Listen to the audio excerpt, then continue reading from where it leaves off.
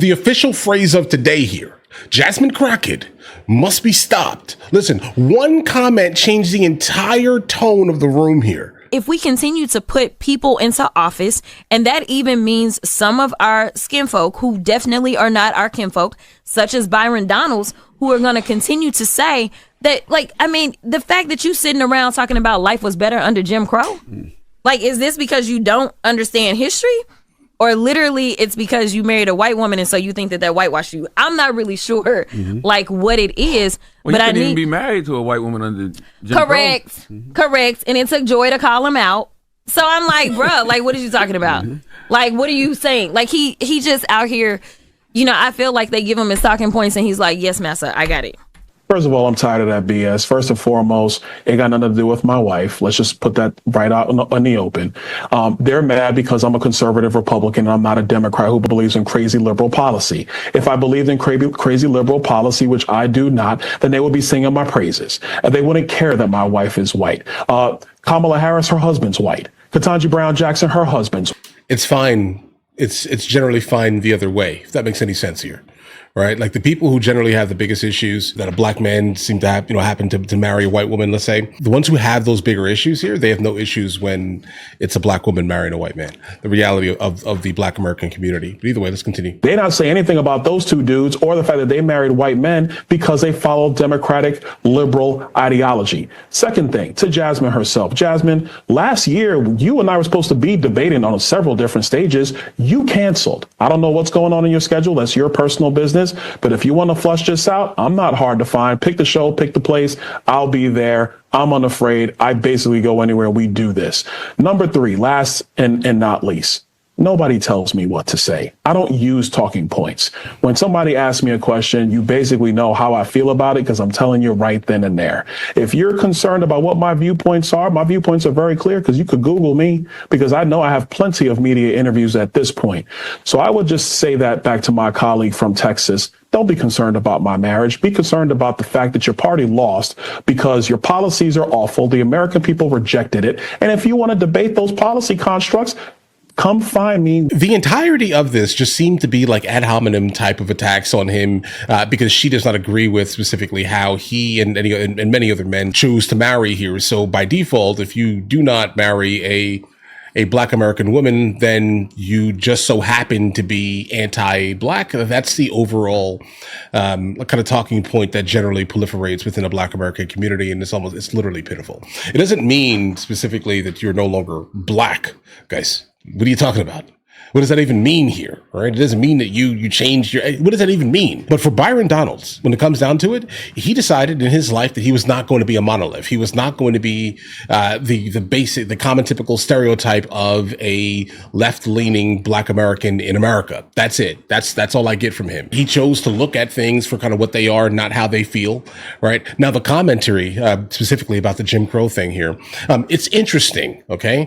I would never have worded it like that. That is not how I would have ever worded that statement because that statement is going to sound wild out loud. So I saw that interview and I can definitely tell you that you need to kind of listen to it for what he's actually saying rather than specifically the usage of that like phrase, how he used it. A little wild, but I get your point. He's a public speaker. He knows if he says certain things, he'll get more clicks, etc. But I think what he meant was before the idea of the destruction of like families with government assistance, kicking the man out of the household for government daddy, that's what he's talking about. Right. He's talking about the idea of like the nuclear family back when things were better for the entirety of the family. That's what he's talking about.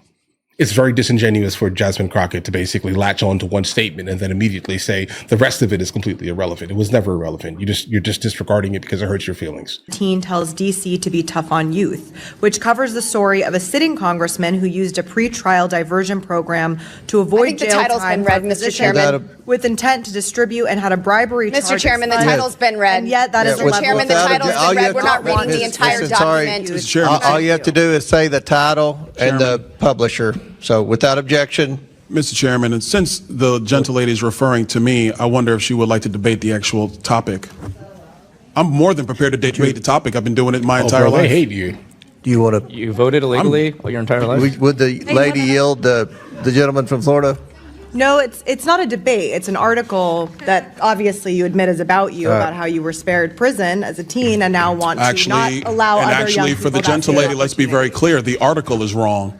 The article is wrong. And I'm on the record stating that repeatedly. I've never been proud of what happened when I was 18 years old or 20 years old. I was wrong. And under the laws of the state of Florida, I was held accountable for that as an adult. So let's be very clear about what was written in that article, which is wrong. That does not coincide with the language that I passed off the House floor the other day. If you want to read articles and put them in the record, let's be clear about what they are. And since I'm the only subject matter expert on that article, I would like to set the record straight right now. Thank you. All right. I'm requesting equal time. I'm sorry, Mr. Chair. Was the article about you, Ms. Crockett? It was not about me. Okay, but Chair it was recognizes but it was Mr. Min. unanimous Mr. consent, Chairman, which are not debatable. Mr. Chairman, I'm prepared to take on all comments. So I entertain If somebody tries to put an article in about you, and I've read a few. I'm sure y'all want to but we talk haven't about put 'em my in. private school, honey. If somebody does, you can defend yourself. Mr. Min. Mr. Chairman, I actually have a point of personal privilege. Yes, state your point. It was raised earlier in an article about me, so let's just get to it. I thought we did this already. No, well, we're doing it again because your name was not raised, so now we get to do it twice. Thank you. No. He's being recognized for a point of privilege. It's a point of Okay, personal well, privilege. we gonna need Thank one you very too. much. I don't think it's really personal for you, madam. Let's be clear about a couple of things. Yes, when I was 18 and 20, I was arrested twice. I was. I made a lot of mistakes when I was young. I've admitted them. I've had to live with them my entire life. Every day since the age of 21, I've had to purpose myself to be a better man than I was the day before. That is something that was afforded to me by the laws of the state of Florida. And I'm grateful for that opportunity. And now I'm here in the nation's capital doing my job. In Florida, when I got into my trouble, I was not tried as a juvenile. I was tried as an adult because I was an adult. And since that point in time, I have worked, whether it's at the state level or here at the federal level, to make sure that our criminal justice policies and systems actually make sense, and they are built to secure and protect the citizens that we all serve. That's a mission I've been on ever since. Will the gentleman yield? I'm not going to yield because it's a personal point of privilege. It's not for you. I just Thank wanted you. to clarify So for the record, I wanted to make that point be clear. Yes, I'm the author of the DC Crimes Act. Yes, I believe that adults over the age of 18 Mr. should be Chairman, held this is accountable not as a adults. campaign ad And so- for the gentleman's governorship. This is not a campaign ad. I'm stating it for the record because it was raised by the gentle brought it lady. I'm up. sorry I didn't catch your name. I know you're a freshman member of She's the House, mad? and I have never had a chance to meet you, but it was raised, so I wanted to provide a response They tried because to my set him name up, was brought guys. up in an article submitted for the record. I think Hold on one second, guys. Listen, understand why they decided to read that there, knowing that everything was basically being put into the record. They tried to basically assassinate this man's character. All right, he's telling you all of the things that he has done to get to the point where he is right now. Right. And they're seeing this, but they don't like him because, again, visually he represents their side. Okay, if that makes any sense here, kind of by default, they perceive ownership over him because of the color of his skin. That's what it sounds like. That's like the vitriol that they're basically exhibiting here. But in reality, he's not that, and that's when he is public enemy number one. It seems because he represents a turning point on the left. The last thing that they want to do is lose people who appear as he. one of my colleagues, you know her, she was supposed to debate me a couple times. The president refers to her as Crockett. And so Crockett was supposed to debate me. And a funny thing happened. Her schedule would always change. I would be ready to go. My team would say, all right, sir, she's coming in, you're going to debate about this stuff. And it would change. And miraculously, she couldn't do it. And the reason why the schedule kept changing is because we understood very quickly that when you try to debate somebody who knows the facts, has the substance, brings common sense, and has a better argument, it's better for your schedule just to change. Do you know what we're here for? You know we're here about just AG. I don't think you know what you're here President. for. Well, you the one talking about. I guess I you still think your stuck in the fake courtroom. eyelashes are messing up. No, what you're ain't reading. nothing. Hold on. Listen. Order. Governor, you're wrong. You need to apologize to these agents. They're doing their jobs. They are Americans. They serve this country with honor and decency and respect. Do not diminish their work simply because you tried to make a cheap point that you could tweet. Chair, I recognize Mr. Donalds from Florida. Thank you, Chairman. To piggyback off my colleague, Governor Pritzker, how much does the state of Illinois spend on illegal immigration every year? Again, illegal immigration, that's a federal responsibility. They could tell how much is wasted as a result of their failures. Governor, don't you keep track of how many people are on your Medicaid rolls, how many people who are illegal immigrants in the state of Illinois who are getting actually benefits in your state? Doesn't your government keep track of that? They don't get Medicaid in Illinois or any state as far as I know. Governor Pritzker, you do not keep track of any public service dollars in the state of Illinois that goes to illegal immigrants or goes to people in your state who are not legal residents of the United States and of the state of Illinois. You don't keep track of that. We absolutely keep track of our budget, and we're very closely, and in fact, it's been balanced for 7 years in a row, unlike the Republican before me. Yeah. You know, it's interesting. I noticed that in the state of Illinois, you guys don't really keep track of your money, because I asked your mayor in Chicago similar question about a month ago, and he didn't have an answer. He knows it was nothing quite anyway. interesting. I think this might be an Illinois problem. J.B. Pritzker is a troubling individual here, right? I mean, I love when I see him kind of speak on things, and he absolutely gets eviscerated because he's so inherently biased kind of by default that it's hard to even have a conversation with people like this, okay? Please know this here.